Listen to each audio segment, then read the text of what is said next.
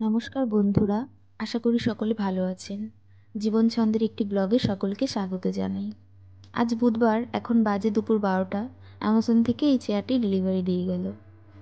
আমেরিকাতে এখন black Friday sell চলছে। আমি সবে আমেরিকাতে এসেছি, ঘরের জিনিস তেমন কিছুই কেনা হয়নি, তাই এই সুযোগ কী করে হাতছাড়া করি। অনেকেই ভাবছেন ব্ল্যাক ফ্রাইডে সেল আবার কি। হ্যাঁ, বলছি। ইন্ডিয়াতে যেমন দুর্গাপুজোর ঠিক আগে বিগ বিলিয়ন ডে সেল দেয়, ঠিক তেমনি আমেরিকাতে থ্যাঙ্কসগিভিং ডে এর ঠিক আগে শুরু হয় ব্ল্যাক ফ্রাইডে সেল। অনেকে ভাবছেন থ্যাঙ্কসগিভিং ডে আবার কি। আমিও এখানে এসে জানতে পেরেছি যে এখানে থ্যাঙ্কসগিভিং ডে খুব বড় করে পালন করা হয়। এটি এখানকার একটি উৎসব। থ্যাঙ্কসগিভিং নিয়ে অন্য ভিডিওতে বলবো, আজ বলি ব্ল্যাক ফ্রাইডে নিয়ে। ব্ল্যাক ফ্রাইডে হলো থ্যাঙ্কসগিভিংয়ের পরের দিন। এটি প্রথম যুক্তরাষ্ট্র থেকে শুরু হয়েছিল। এটি হলো এমন একটা দিন যখন বড় বড় রিটেলস দোকানগুলো বিশাল ছাড় এবং অফার নিয়ে আসে। এটা শুরুটা হয়েছিল 1950-এর দশকে ফিলাডেলফিয়ায়, যেখানে পুলিশের মধ্যে এই দিনটির নামকরণ হয়েছিল ব্ল্যাক ফ্রাইডে, কারণ রাস্তায় মানুষ আর যানজটের ভিড় লেগেই থাকতো। 1980-এর দশক থেকে ব্ল্যাক ফ্রাইডে একটি পজিটিভ মিনিং পায়, যেমন ব্যবসায়ীরা লস থেকে প্রফিটে চলে আসে এই দিনে।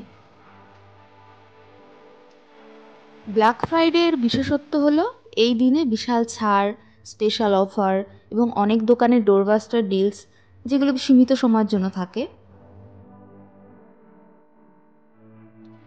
ইলেকট্রনিক্স, পোশাক, গৃহস্থালির জিনিসপত্র সবকিছুতেই চমকপ্রদ ছাড় থাকে। এখন শুধু দোকানেই নয়, অনলাইনেও যেমন অ্যামাজন, ওয়ালমার্টেও ব্ল্যাক ফ্রাইডে সেল পাওয়া যায়। আজ শুধু আমেরিকা নয়, বিশ্বের অনেক দেশেই ব্ল্যাক ফ্রাইডে পালন করা হয়। এটি একটি গ্লোবাল শপিং ইভেন্ট হয়ে উঠেছে। আমি এই চেয়ারটি অর্ডার করেছিলাম অ্যামাজন থেকে। $80 নিয়েছে, ইন্ডিয়ান রুপিতে প্রায় 7,000 টাকা। চেয়ারটির সমস্ত পার্টস খোলা অবস্থায় এসেছে। এগুলোকে নিজেদেরকেই অ্যাসেম্বল করতে হয়।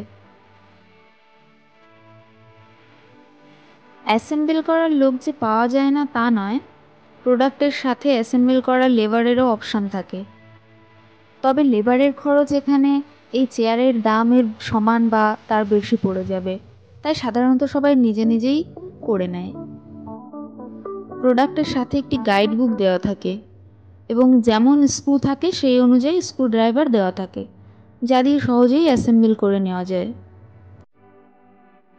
চেয়ারটি প্রায় রেডি হয়ে এসছে। এটি সম্পূর্ণ রেডি করতে আমাদের সময় লাগলো প্রায় 30 মিনিট। আপনি যে দেশে আছেন সেখানেও কি ব্ল্যাক ফ্রাইডে সেল চলছে? কমেন্ট করে জানান।